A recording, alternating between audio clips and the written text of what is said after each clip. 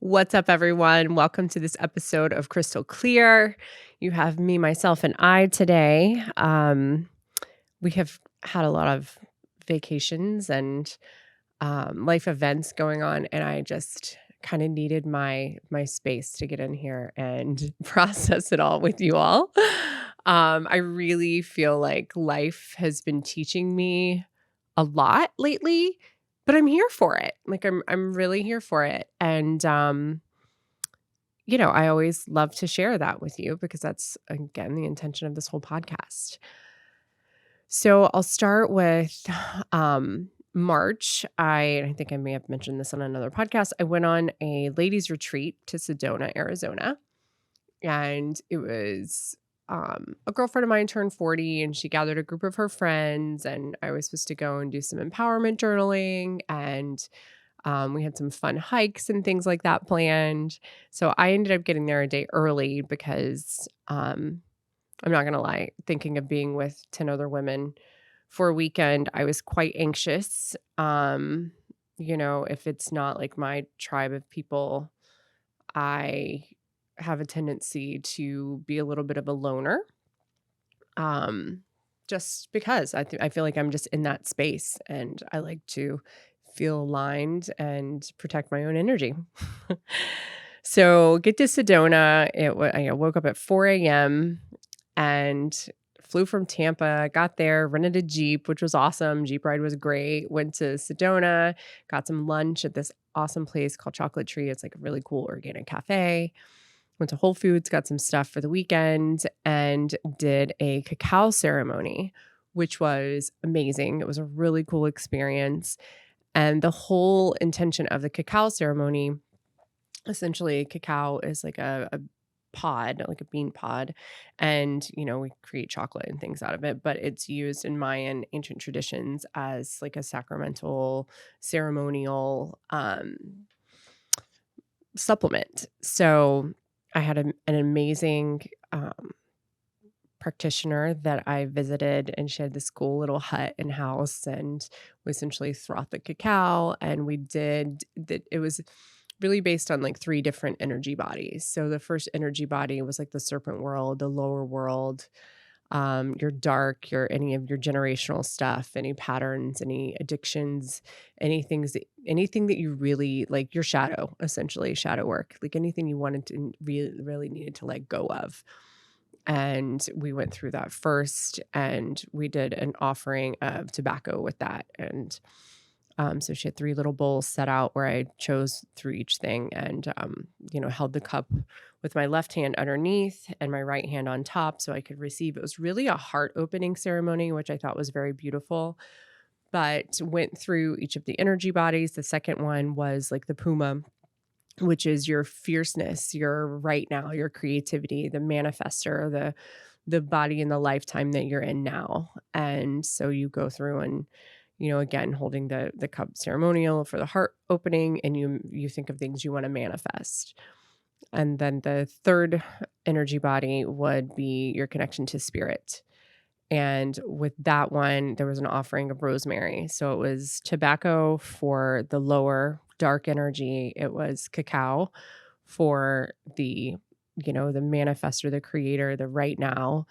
And it was rosemary for aligning with your spirit guides and spiritual connection and God, or whatever you believe in as the higher power, and really connecting to your own intuition, really like your higher power, like your higher self. So it was a really beautiful experience. And at the end, she did some chanting that was like, I feel like penetrated my soul. It was really awesome. And the end, we finished with a sound bath, which was really great. And I just felt, and it was actually on March 21st, the spring equinox. It's hard to put it into words, but I felt the energy shifting in my body. And with each modality of the ceremony, like with each time that I sipped the cacao and released something from the shadow, or manifested something from the puma, or connected with something from spirit, like I really felt energy shifting within me through that entire process. Really beautiful, amazing, enjoyed it. And then I drove, to the house and met two of the ladies, and the rest of the ladies were coming afterwards the next day. So get to the house, beautiful house on a cliff near Cathedral Rock. Couldn't have asked for a better spot to stay. I had my own room, king bed, beautiful view, had a little desk for journaling. I'm really grateful that I had my own space because, again, I'm a loner like that. um, so everything was great. We got up, went for a hike, had a slow morning, did some stretching, did some yoga, did some journaling. And on the hike, I started to feel a little off. Like my body was becoming hot, like heated from internally, like feverish. Like, when you start to get a fever, you can kind of feel the aches and the internal inflammation and heat. So I really felt like I was like heating up, and I was like, oh, maybe it's just getting a little warm out here because it was like 75, but it was nice. It was a beautiful hike. My throat started getting a little scratchy and almost a little kind of raw feeling on one side. So I didn't really think much of it, went back to the house, and I ended up passing out for like 3-4 hours. And by the time I woke up, most of the ladies had arrived. And we were scheduled to do yoga and drop off catered dinner that night. And I continued to feel my body just kind of shutting down on me. Like I was really wearing out. And I'm like, okay, well, I've really worked on a lot of protecting my own energy here.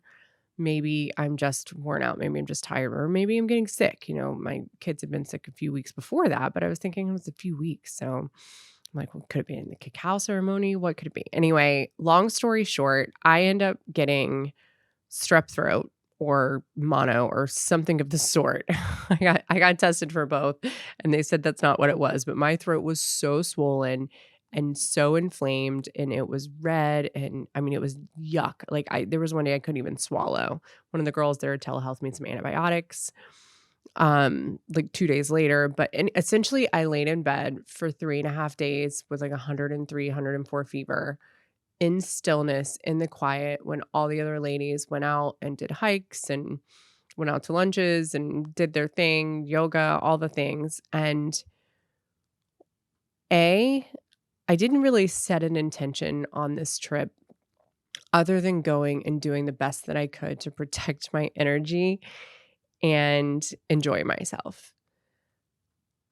I mean, it was a smack in the face of that. So, of course, I got to isolate and be in my room and honestly rest more than I would have gotten to rest at home. So that was one thing that I was able to really view it from a lens of gratitude. Like I wasn't pissed off that I couldn't go hike, and as much as I wanted to hike, I think I was so sick that I'm like there's no way. Like there's no way I could do it right now. And for someone as active as I am, that's a big deal. I'd spent this money to go, but for me, I was just so grateful to be in the stillness. And even if it took a fever and a really, really sore throat, like unbearably sore throat, to get there, it allowed me to really have time to process and get through a lot. Like I actually, when the ladies were up late at night and, kind of being loud and doing their thing, I was able to process through some childhood stuff, like what it felt like as a child to feel alone and helpless when adults were just doing their thing. And I didn't never got upset. I never got triggered, but it just gave me opportunities to process that because very rarely was I ever going to have that experience ever again. But it was almost like I was in a place where my needs, and the ladies were super helpful. Don't get me wrong. They were all super sweet. Like, do you need anything? Can we help you with anything? But just being in that stillness by myself, listening to them kind of getting rowdy downstairs wasn't necessarily the healing retreat I was anticipating, which is another reason I was totally okay just being chill because I probably would have been the fuddy-duddy of the group and lame-o of their party at this point in time. But that quiet time for me was priceless. I was able to reach areas of myself, even being sick, and just accepting, like, this is amazing.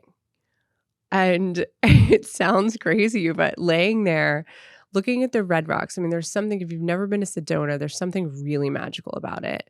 There's a lot of vortexes and things like that, but I was able to just find so much peace in the quiet, especially in the daytime when the ladies left and I had the house to myself. I'd make my way downstairs and just one day I just sat outside and listened to birds and the stream that was in front of our house for hours and didn't really think about much, honestly. And it was one of those points that I realized in my journey, like, I've done a hell of a lot of work to get to this quiet space.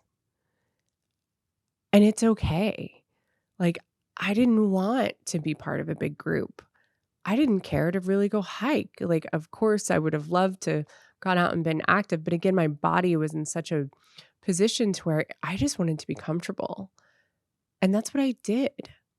And it was so peaceful. And yes, 3 days in, I was pretty homesick and ready to go home. And it was like hailing one day, and I was grateful that one of the girls got me antibiotics on Sunday so I could leave on Monday. And I was feeling a little better, getting home on the airport, driving 2 hours with a full moon was interesting. I was able to just verbally release so much on that drive from from Sedona to Phoenix to catch my flight.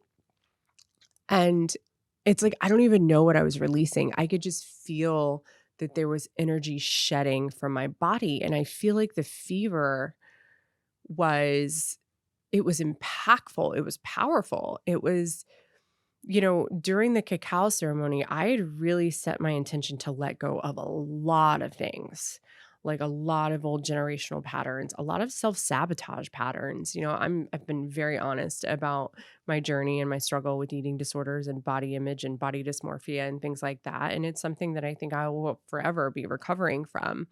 And I was having some gut inflammation and stuff going on. And having 4 days to have a super high fever, to not really eat anything other than water and popsicles, my body was able to get back to this homeostasis place. And I think honestly, the antibiotics probably helped too. Like since then, like I haven't felt super bloated or my stomach has been great.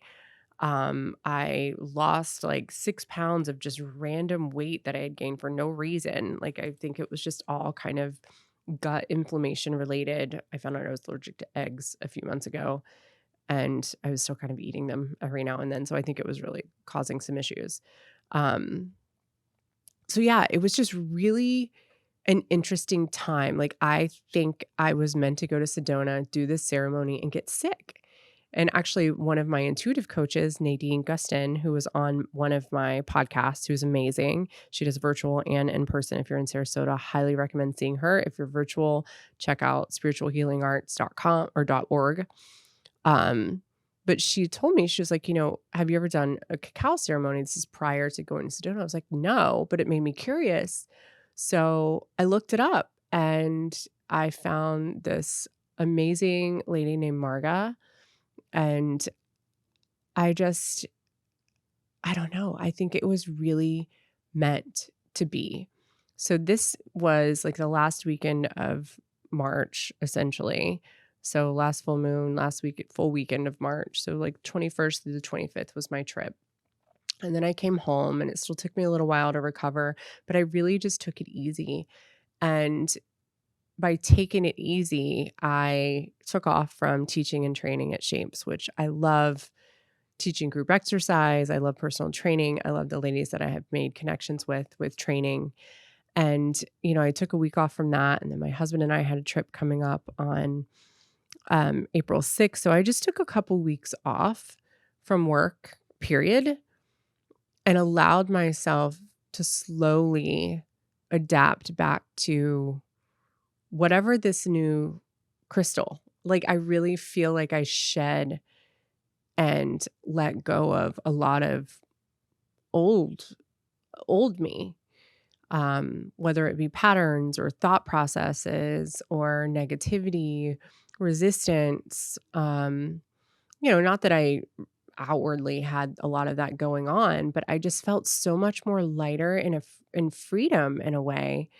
And it made me realize, like, I need to prioritize some things, and those things are me. I love my family. I love all that I'm doing with Crystal Clear, my empowerment coaching business, and there's some great things coming up with that. But, I told the owner of Shapes, which is now her fitness boutique, um, that I think I need to take a leave. And part of me with that, like I said, I love my clients and they still had some sessions left, but I just once the time changed, I don't know about you guys, but when this last time changed, which I love Arizona because they don't even observe it, I feel like personally we should take it like 30 minutes and just leave it. Like let's just cut the hour in half. Sun rises at 7, sets at 7. Let's leave it at that. But who knows? Um, but anyway, so I told her like I need to take a leave. And some abandonment stuff came up with that. Like I felt like I was abandoning my clients and the ladies that I teach, which of course there's trainers that are more than happy to help out. And my clients were super supportive. They understand like I was sick for a couple weeks and they're like, your body's telling you something. And it very much was. So it's been very freeing to go back to like slow mornings with myself, snuggling my hub, snuggling my kids, going for a walk if I want to, and not having that 4:30 a.m. or 6 o'clock a.m. alarm going off. Um, it's really been something that's shown me that, you don't have to hustle all the time. And even though I really have worked on being mindful and inviting peace into my life, I physically still do a lot. So scaling back on that and just really allowing myself to be in this receiving phase, focusing on my workouts, focusing on my family, focusing on my needs, my health, feeling better. When I've been able to sleep in these past few weeks, I think that had a lot to do with some of the inflammation I was experiencing. Like I wasn't getting up super early and working out first thing at 5:45 or teaching a class and having to be on. There's a difference in, having waking up and being able to, have some tea or journal in the morning. And it's another thing to like have to be on at a certain time. And that's just something that I have appreciated more than ever the past month or so is just having those slower mornings and honoring myself because I've had to face some of that, well, I don't wanna disappoint, I don't wanna abandon, and it's not abandonment, and it's not disappointment, and if someone is disappointed, it's because they're not understanding the situation, but everyone has been super supportive, and it's interesting how those thoughts come up and how I've had to really show myself some grace and compassion more so than ever when those thoughts come up. Because it's like, what is the root of that? Like, why would I feel like I'm abandoning my clients because I need to take a break for my own health? Well, I think personally that stems from I feel comfortable and I like when people follow through. So if they've purchased a 12 pack of training sessions and they have 4 left, felt indebted to those 4 sessions, even though there was they were totally cool with another trainer covering it. There was something within me that felt like I let them down, felt like I dishonored them. So that was something I really had to work through. And coming out on the other side, it's just accepting the reality of the situation.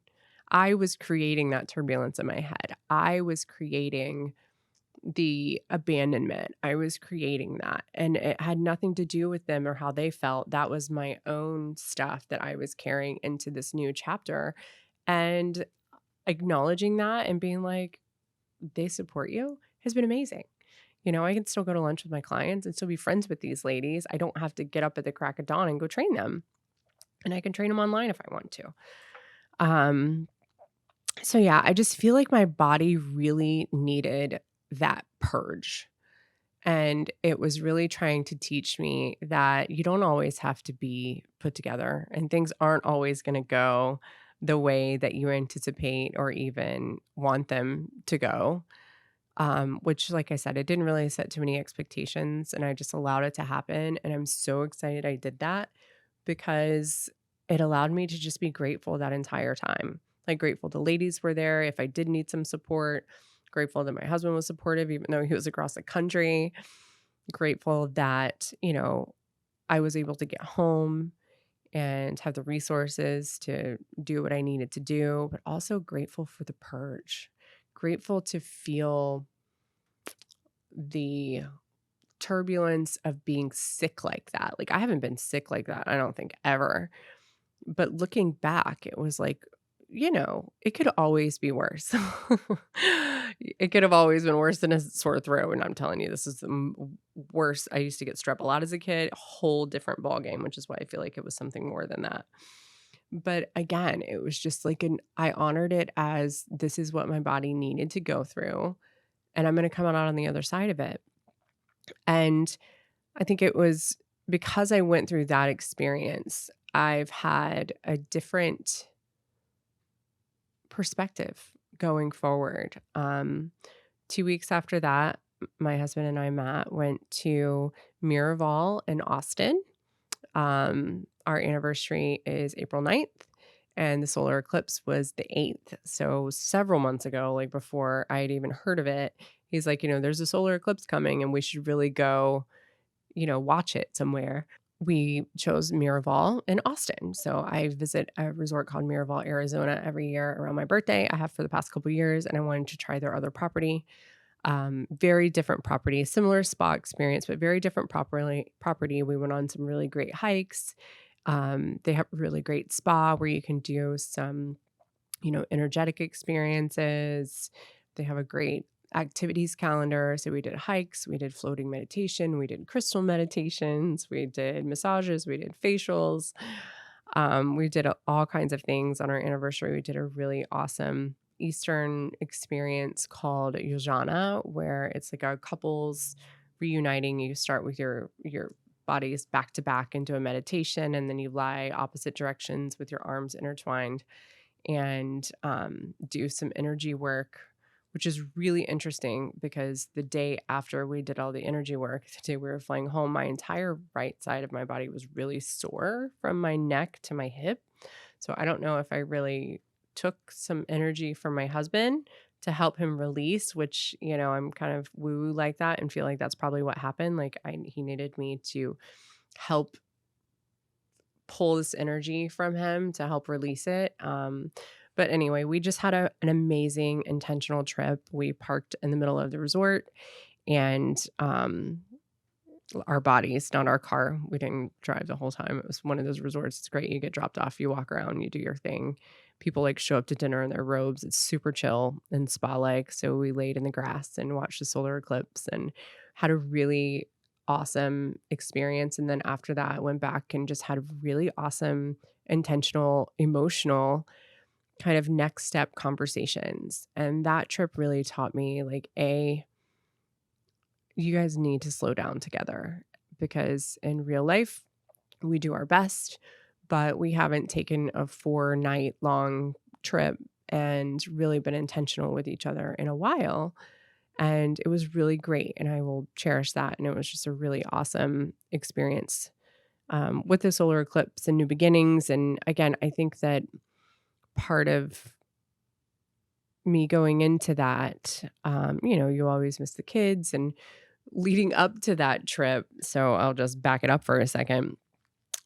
We were we flew from Tampa to Austin. And then from Austin, we were flying to Savannah. So we were gone for a week total. So prior to going to Austin for our trip, I had to prepare for my cousin's wedding trip to Savannah, which we've been preparing for probably almost a year now, which has been really fun, and done a lot of empowerment coaching with her and really getting her ready for this next chapter of life. And I've just really enjoyed every second of it. And we've gotten so much closer, and I've watched her grow and mature. And it's been great for me as well to feel like, this change of life and this change of vibe that I've had has encouraged her to change some things in her own life and set some great boundaries with family and especially, and, just grow and mature. But it's affirming to me that what I'm doing and what I'm putting out there and how I'm choosing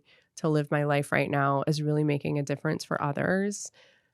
So I really appreciate you guys tuning into this podcast and all of you who are following the journey, and because it's a journey.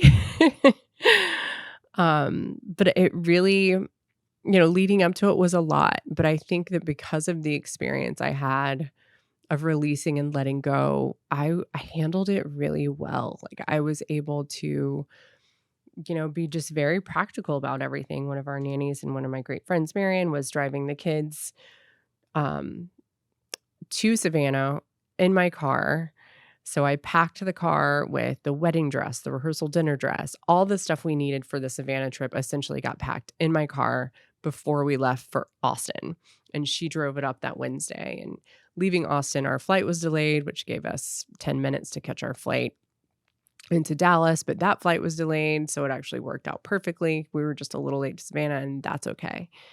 But, once we, it's a big switch of gears going from this quiet, healing, restorative retreat with your husband one-on-one to family weekend, wedding, rehearsal dinner, all the things. And I'm grateful for that woosah time ahead of time, because going into the family dynamic, like we got there late on Wednesday, which was totally fine. Thursday took some time. It was raining that day, but got to take my son to the park and splash in puddles and just take it slow, get a latte. So it was a slow morning. I love Savannah personally. If you've never been to Savannah, I highly recommend going. It's just a beautiful, quaint little city that you can just, I don't know, I could just walk around and sit in the squares, and just really beautiful. Summer's a little hot, but it was beautiful when we went. And then, we had rehearsal, and my cousin actually asked me to officiate their wedding, which was quite an honor. And I couldn't be more happy for her and her significant other, now her hubby, who was the sweetest groom in the whole world. He was so emotional the whole time, which was the most precious thing I've ever seen. But, officiating a wedding is a big thing, and I had to become an ordained minister to do so. Okay. So you go online, you get the certification, and you can marry someone, which is interesting. But I wanted to do notary, but in Florida, but it doesn't, if it's out of state, it doesn't matter. So anyway, kind of scary how that is, but it never went through my head once of you're not qualified to do this, because I knew that both of them, I knew that they trusted me with what I was going to say and how I was going to say it. And I really took a lot of time to write the vows and write the ceremony. And they did their own vows at like a first touch is what they called it, which I think is really sweet. You meet each other like with something, so you can't see each other, but you read each other your vows. So that was really sweet. And it was just a really amazing opportunity. And I feel like if I hadn't gone through my own journey and my own experience with my husband, and I tell you, like, this whole experience, especially with him, has made me realize he is absolutely the person that I need in my life, like the husband I've always wanted and needed. And it's taken us a journey to both get here, like a journey of sobriety, a journey of self-awareness, a journey of consciousness, and really owning our own crap so we can support each other in a different way. And I'm just so grateful for that, because I wouldn't have been able to live up to this, officiating a wedding situation if I hadn't experienced the ups and downs and all arounds. So that's something I really just want to stress to you guys. Like, if you're going through something in your relationships, whether it be with family, friends, your spouse, like, don't give up on your part of the journey, because it takes one person, and that person is you, to start. And, say it's the drinking thing. Say, you stop drinking. Oh, I drank again, so I messed it all up. No, you didn't. Feel like society puts all of these like shame, fear, guilt. Like, you can always, like, every new day is a new day to start over with whatever it is you're going through, whether it's sobriety with other things, whether it's, you know, understanding your thought patterns, which brings me to kind of the next situation is, my cousin had something she wanted to address. And, I feel like I was able to observe some things within my family dynamic that kind of took me back and made a lot of things make sense. And I'm not going to name names and I'm not going to give the entire situation because, it's not my business to tell. But my part in it is observing. Like I was able to observe some avoidance patterns when it came to intentional conversations. I was able to observe some flight patterns when it comes to having trauma responses, um, within my family dynamic. And not only am I really proud of my cousins, two in particular, um, for just the way they are able to handle life and navigate life, because we're not all that well equipped, at least in some spaces. But I'm really grateful that they have stability for themselves and their lives and their spouses. And, I was able to see some old dynamics and kind of how some people in my family may over personalize things and make it about them, or, they're not able to see from a clear, clean slate. And most of us aren't. And there's still some things I'm definitely not able to see from this clear, clean slate. So don't get me wrong. Like I'm not this like superhero of consciousness or anything. But I was just very grateful that I was able to be there, feel the feels from a place of compassion, utilizing my intuition to have intentional conversations and not personalizing, or biggest thing for me, not trying to fix other people's stuff. I feel like I was energetically depleted by the time I got home? Absolutely. But I think everyone feels that way after weddings just because of all the high energy and all the emotions. Um, but I was able to really get through it without being triggered, for one thing, because I feel like even a year ago, I would have been very triggered by a couple different things and probably lost my shit on someone or a couple people. But it wasn't about me. It wasn't about me and how I was feeling. I was just really able to take myself out of it all and see it from a completely unbiased, intentional, genuine space.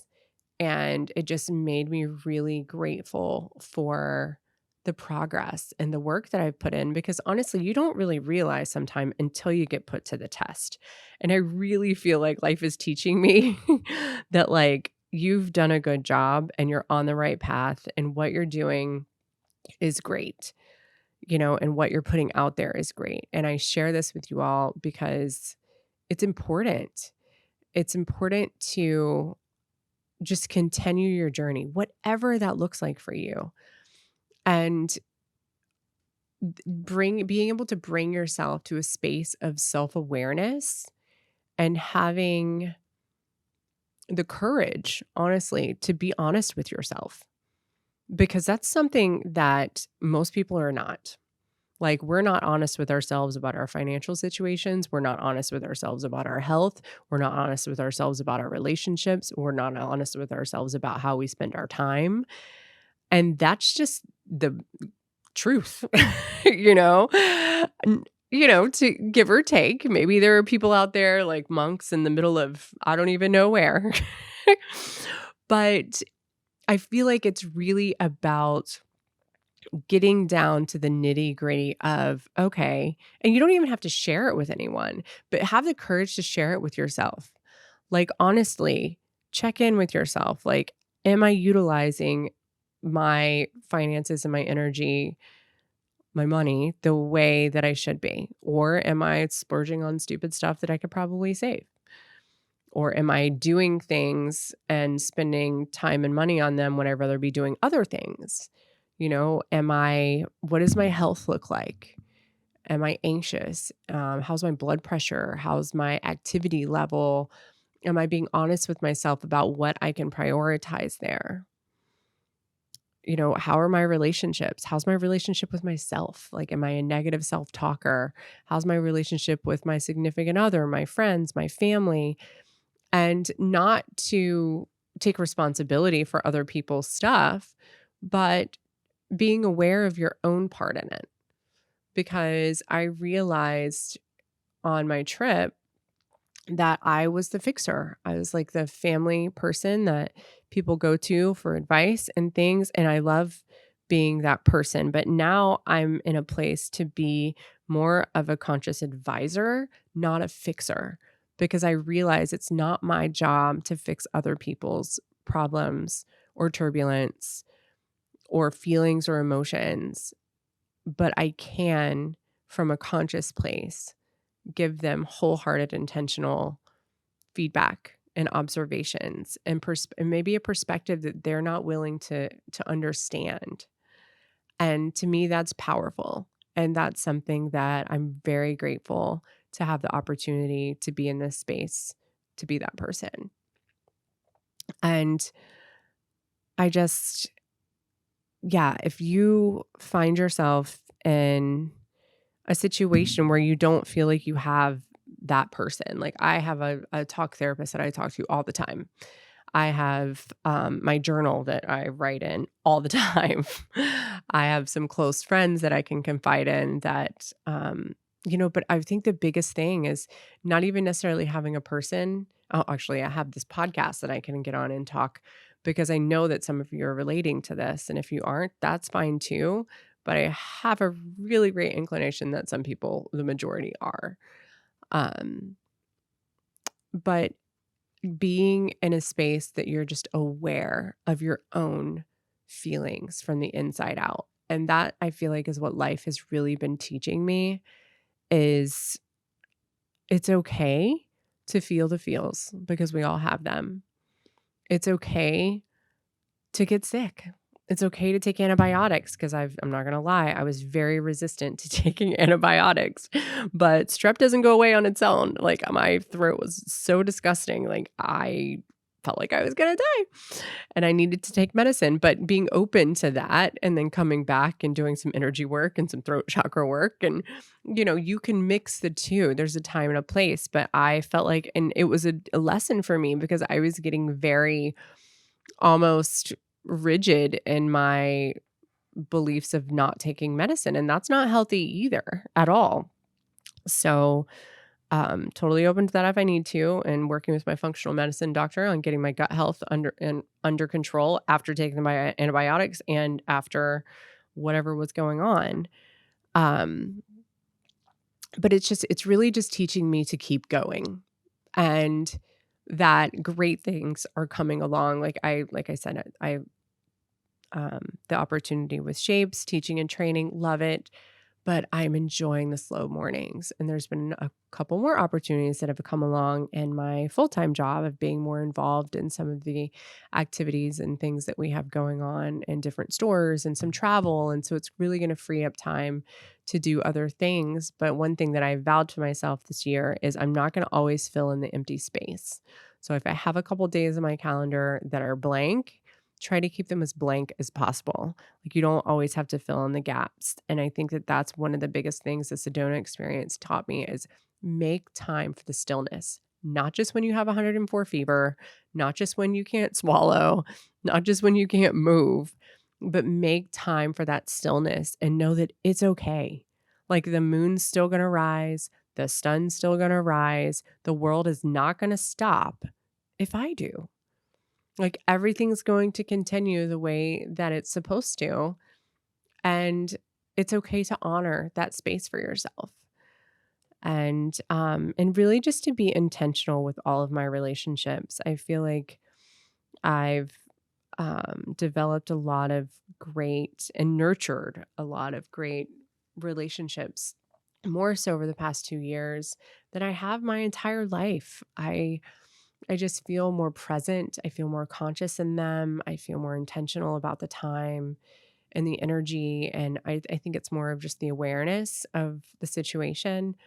But it's really just teaching me to keep going that route of creating intentional relationships and nurturing what you have and not always going to next, because I feel like that's something we always have a tendency to go to next and what's new. And it's like, nope, I'm going to stay right here. Like I even told my husband on our retreat, like, I feel like I'm in a stage up. I love everything I'm doing, but part of me just wants to be a mom. Like, I just want to take my kids to the zoo and the park and school and not work as much. And he's like, well, then you don't have to. And I'm like, but I like to. So, we'll take that as it goes. But finding the balance with all of that. And I'm grateful that I have the opportunity to balance all of that. And I know everyone's resources and financial situations are different, but no matter what your situation is, you can always find that intentional time for yourself. No matter what it looks like, even if it's a couple minutes a day, and knowing that the meditations and, um, mostly guided, I mostly do guided meditations, and I'm going to be getting into more of that. And I'm filming with someone for my social media. So Crystal Clear Ink on Instagram. So it's crystal.clear.ink. On Instagram, we're going to start putting out some new different reels and doing more like minute meditations and things like that. So putting out some different content and fun stuff like that and just having fun with it and just allowing things to kind of transpire and grow as they're supposed to, and not really making a big plan of it. Like my empowerment journal is coming along great, and I'll publish that when it's ready. And eventually write my book like I want to, but I just taking things in stride and really not setting dates. And, some things in life you have to show up for, but other things just allow it to flow. And I just wanted to get on today to chat with you guys about my recent flow and encourage you guys to keep flowing in your own way. There was one meditation I did recently where we envisioned our mind as a river. And when you envision your mind as a river and you have thoughts that pop in, you essentially just allow them to flow through. And if there's a rock or a branch or anything blocking the river, just push it away and allow it to flow. Don't try to resist it. Don't try to fight it. Just let it flow. I appreciate you all for tuning in, and I hope you have a wonderful